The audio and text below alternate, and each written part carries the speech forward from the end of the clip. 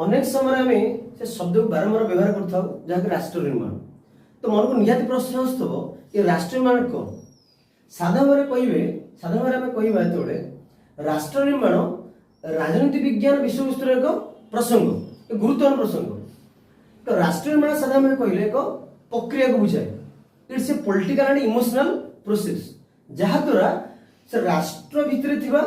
बा जाति बा नेशन स्टेट भितर थिबा जनसाधारण मध्य एक एकात्म मनोभाव को वृद्धि करने साहय करे जहाँकि से देशर आर्थिक विकास रे मध्य सहायक सहित देश अखंडता बजाय रखे से जो यह एक आम कहीपर एक गुणात्मक प्रक्रिया it's a qualitative change among the individuals एक राष्ट्र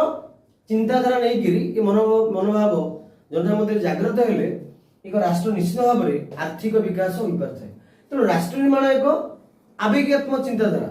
एवं ये राष्ट्र निर्माण शब्दटी तो प्रमुख शब्द हूँ नेशन नेशन जहाँकि लैटिन शब्द नेसियो आसी अच्छी अर्थ हूँ बर्थ और रेस जन्म एवं निर्दिष्ट वर्ण अर्थ एक भौगोलिक अखंडता भितर एक जियोग्राफिकल लोकेशन भितर जनसाधारण मध्य एक आवेगात्मक चिंताधारा जागृत हेले देशर विकास करने देशर एकता सृष्टि करने राष्ट्र निर्माण आम कहीपर तेणु राष्ट्र निर्माण प्रमुख लक्ष्य हूँ एक राजनैतिक एवं सांस्कृतिक एवं एक आवेगात्मक मनोभाव सम्बलित मनोभाव सृष्टि कर देशर प्रगति आम आगे नहीं जावा।